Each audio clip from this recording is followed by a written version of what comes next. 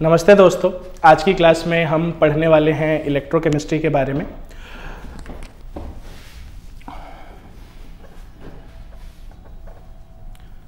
तो जैसा कि आप इलेक्ट्रोकेमिस्ट्री नाम से ही समझ सकते हैं कि यहाँ पर हमें इलेक्ट्रिसिटी और केमिस्ट्री दोनों के मेल जोल, दोनों के बीच में क्या रिलेशंस हैं, इनके बारे में समझने को मिलता है। क्योंकि जो इलेक्ट्रोकेमिस्ट्री हमारा वर्ड है उसमें ये दोनों ही वर्ड्स आ रहे हैं, इलेक्ट्रिसिटी और केमिस्ट्री। अब ज़रा एक बार रियल लाइफ में जा करके देखते हैं कि कहाँ हमने ऐसा देखा है कि इलेक्ट्रिसिटी और केमिस्ट्री दोनों कंबाइन होते हैं। तो चलिए कुछ एग्जाम्पल्स को डिस्कस करते हैं। सबसे पहले हम बात करते हैं हमारी बॉडी से। हमें पता है कि हमारी बॉडी के अंदर जितने भी मूवमेंट्स होते हैं, चाहे वो इस मूवमेंट पे मैं मार्कर से कुछ लिख रहा हूँ या अपने फोरआर्म्स को इस तरीके से मसल्स को फ्लेक्स कर रहा हूँ, ये जितने भी मूवमेंट्स होते हैं ये सारे मूवमेंट्स कंट्रोल एंड कोऑर्डिनेशन कहलाते हैं। और ये सभी मूवमेंट्स हमारी बॉडी में न्यूरॉन से इलेक्ट्रॉन ट्रांसफ़र या इलेक्ट्रिक इम्पल्स ट्रांसफ़र से होते हैं। अब हम जानते हैं, हमने बचपन में पढ़ा है कि इन इलेक्ट्रिक इम्पल्सेस को ट्रांसफ़र करने के लिए हमारी बॉडी के अंदर सोडियम, पोटेशियम, मैग्नीशियम, ये कुछ इलेक्ट्रोलाइट्स, ये कुछ आयंस का होना ज़रूरी होता है। तो ये हुआ एक एग्जाम्पल। ठीक इसी तरीके से दूसरे एग्जाम्पल की अगर हम बात करें तो हम सभी लोग एक स्मार्टफोन यूज़ करते हैं। अब स्मार्टफोन एक इलेक्ट्रिकल डिवाइस है जो कि इलेक्ट्रिकल एनर्जी यूज़ करके और ऑपरेट होता है। लेकिन अगर हम सभी लोग देखें, हम सभी लोग अगर अपने फ़ोन के बारे में जानें तो हमें पता है कि हमारे फ़ोन के अंदर जो बैटरी होती है जो इसे पावर करती है, that is lithium ion battery. तो ये एक और एग्जाम्पल हुआ जहाँ पर कि इलेक्ट्रिसिटी और केमिस्ट्री दोनों इंटरप्ले कर रहे हैं। ठीक इसी तरीके से हमारे घरों में, कॉमन हाउस होल्ड में कभी अगर इलेक्ट्रिसिटी चली जाए तो उस कंडीशन को बैकअप करने के लिए हम इन्वर्टर्स रखते हैं। अब हमें पता है कि इन्वर्टर्स में भी एक बैटरी होती है जो लाइट रहने पे चार्ज होती है, और जब लाइट चली जाती है तो उसी बैटरी से हमको इलेक्ट्रिकल एनर्जी मिलती है। तो यहाँ पर देखिए दो टाइप की चीज़ें हो रही हैं। पहले इलेक्ट्रिसिटी की मदद से हम अपनी बैटरी को चार्ज कर रहे हैं, इलेक्ट्रिसिटी की मदद से केमिकल रिएक्शन हो रहा है बैटरी के अंदर जिससे बैटरी चार्ज हो रही है। एंड उसके बाद जब लाइट जा रही है तो बैटरी के अंदर होने वाली केमिकल रिएक्शंस हमको इलेक्ट्रिकल एनर्जी दे रही हैं। और भी ऐसे बहुत सारे एग्जाम्पल्स हैं दोस्तों जिसमें कि हम देखते हैं कि इलेक्ट्रिसिटी और केमिस्ट्री आपस में इंटरकनेक्टेड हैं। तो ऐसे ही अलग अलग एप्लीकेशंस एंड एग्जाम्पल्स को हम स्टडी करते हैं इलेक्ट्रोकेमिस्ट्री में। तो अगर हमसे कोई पूछता है कि व्हाट इज इलेक्ट्रोकेमिस्ट्री, तो हम बहुत सिंपली आंसर कर सकते हैं, the branch of chemistry in which we study the interaction between electricity and chemistry is called electrochemistry. Chemistry की वो ब्रांच जिसमें हम इलेक्ट्रिसिटी और केमिस्ट्री के बीच के रिलेशंस को डिस्कस करते हैं, उनके इंटरप्ले को डिस्कस करते हैं, उस ब्रांच को हम इलेक्ट्रोकेमिस्ट्री कहते हैं। अच्छा, अब आगे हम बात करते हैं कि इलेक्ट्रोकेमिस्ट्री अगर आपको पढ़नी है तो ऐसे कौन से बेसिक्स हैं, कौन से कॉन्सेप्ट्स हैं जो कि आपको पता होने चाहिए।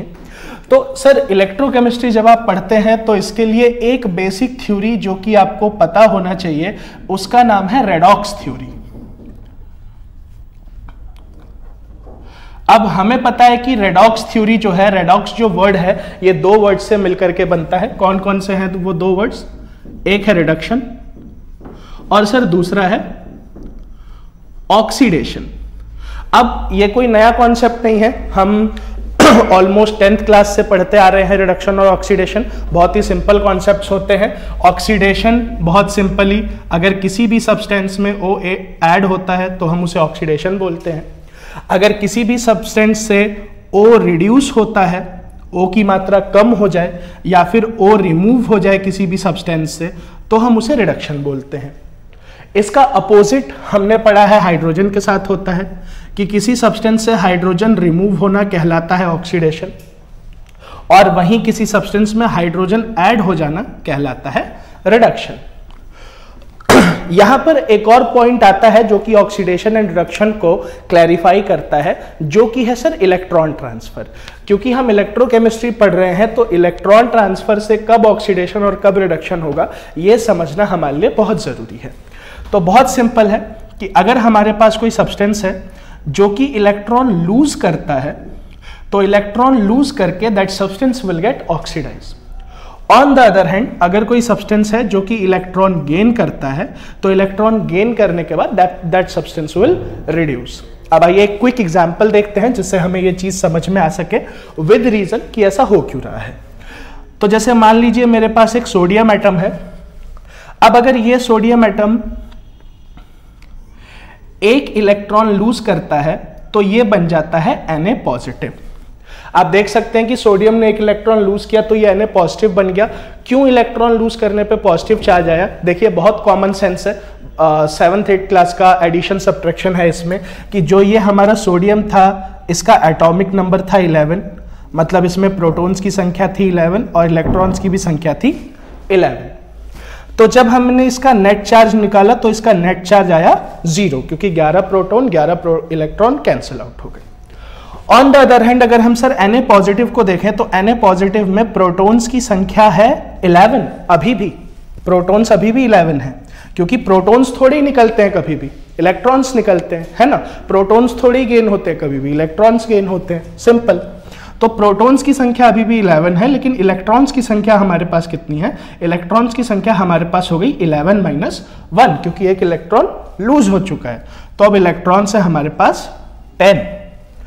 तो अगर हम नेट चार्ज निकाल लें तो नेट चार्ज इस केस में कितना आया सर? +11 एंड -10, तो कितना आया? +1। तो क्योंकि इलेक्ट्रॉन लूज करने के बाद हमारे पास प्रोटॉन्स की संख्या ज्यादा हो जा रही है, इस वजह से हम बोल रहे हैं कि इलेक्ट्रॉन लूज करने पे क्या होगा? ऑक्सीडेशन होगा।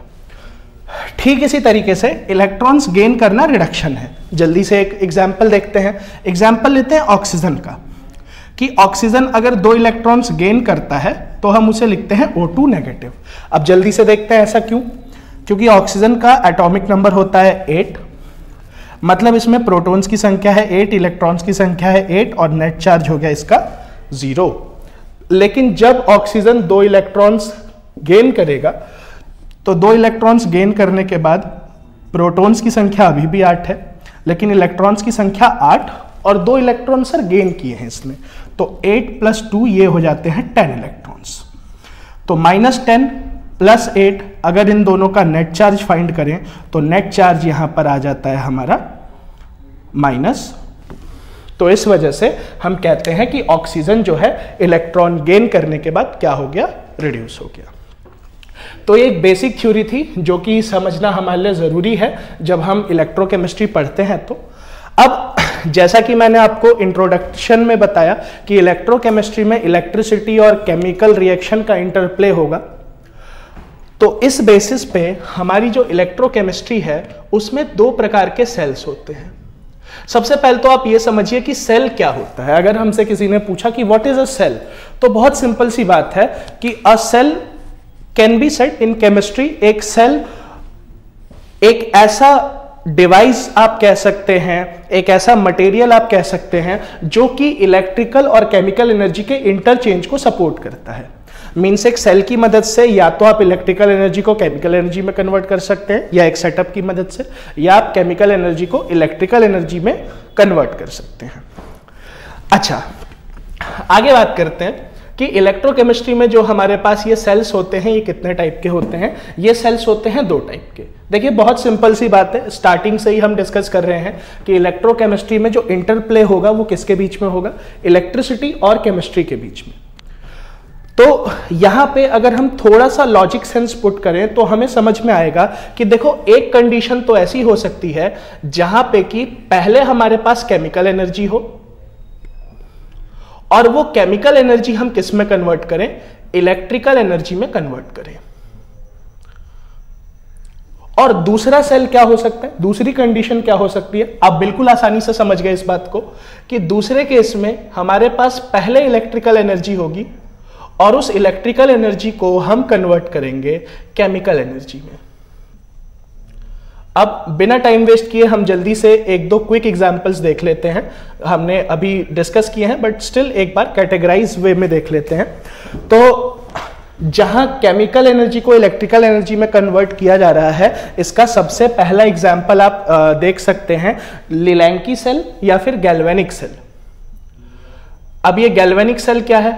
आपको पता है गैल्वेनिक सेल, इलेंकी सेल या फिर ड्राई सेल क्या होता है। हमारे घरों में जो रिमोट होता है टीवी का, एसी का, या फिर क्या कहते हैं वॉचेस जो होती हैं एनालॉग वॉचेस, इनके अंदर जो छोटे छोटे सेल डलते हैं, ड्यूरेक, एवरेडी, निप्पो, इन कंपनी के, ठीक है, ड्यूरासेल, इन सारी कंपनीज के, तो ये जो सेल्स होते हैं ये सेल्स एग्जाम्पल हैं chemical energy to electrical energy का और गैल्वेनिक सेल का। अच्छा, इसके अलावा हमें पता है कि जो हम वॉचेस पहनते हैं, इसके अलावा जो हियरिंग एड्स होते हैं, हियरिंग डिवाइसेस होते हैं, उन सभी के अंदर भी क्या यूज किया जाता है, उन सभी के अंदर मरकरी सेल, छोटी सी मरकरी की एक गोल सी बैटरी यूज की जाती है। तो वो जो मरकरी सेल है वो भी किसका एग्जाम्पल हुआ, chemical energy to electrical energy का। ठीक है सर। अच्छा, ऐसे सारे सेल्स को हम इलेक्ट्रोकेमिकल सेल बोलते हैं। क्या बोलते हैं हम ऐसे सारे सेल्स को? वो सभी सेल्स जो कि केमिकल एनर्जी को इलेक्ट्रिकल एनर्जी में कन्वर्ट करते हैं, उन सारे सेल्स को कहा जाता है इलेक्ट्रोकेमिकल सेल। ठीक। अच्छा, इसके अलावा वो सेल जो इलेक्ट्रिकल एनर्जी को केमिकल एनर्जी में कन्वर्ट करते हैं, एग्जाम्पल डिस्कस करते हैं, पहले भी डिस्कस कर चुके हैं हम। हमारे फोन को हम जब चार्ज कर रहे होते हैं, जब हमारा फोन चार्जिंग पे होता है, ध्यान रखिएगा, जब हम फोन को यूज कर रहे हैं तब क्या हो रहा है, फोन के अंदर बैटरी में केमिकल रिएक्शंस हो रही हैं, उससे इलेक्ट्रिकल सप्लाई मिल रही है मदरबोर्ड को, जिससे कि फोन ऑपरेट हो रहा है। बट जब हम इस फोन को चार्ज करते हैं तो इसके अंदर की लिथियम आयन बैटरी जो है उसे हम इलेक्ट्रिसिटी प्रोवाइड कर रहे हैं, जिससे उसे केमिकल एनर्जी मिल रही है और फोन की बैटरी चार्ज हो रही है। तो चाहे हमारा फोन हो, चाहे हमारे कार की बैटरी हो, चाहे हमारे इन्वर्टर की बैटरी हो, जब वो चार्ज हो रही होती है तो वो चार्जिंग बैटरी किसका एग्जाम्पल है सर? वो चार्जिंग बैटरी एग्जाम्पल है इलेक्ट्रिकल एनर्जी से केमिकल एनर्जी का। ठीक इसी तरीके से आपने देखा होगा कि कई सारे लोग इलेक्ट्रोप्लेटिंग कराते हैं। अब इलेक्ट्रोप्लेटिंग क्या है कि मान लीजिए कि जैसे आजकल सोशल मीडिया का टाइम है, अब मैं सोशल मीडिया पे काइंड ऑफ फ्लेक्स करने के लिए सोचता हूँ कि मुझको एक बहुत थिक, बहुत मोटी गोल्ड चेन दिखानी है, लेकिन सर गोल्ड के प्राइजेस तो बहुत ज़्यादा हैं, तो अब लेकिन फ्लेक्स भी करना है। तो मैंने एक दिमाग लगाया, मैंने क्या किया कि चलो एक फटाक से एक चेन खरीद लेते हैं सिल्वर की, और उस सिल्वर की चेन पे गोल्ड का, जो आम भाषा में हम बोलते हैं सोने का पानी चढ़वा लेना। तो उसे केमिकल टर्म में हम क्या बोलेंगे? Electroplating from gold.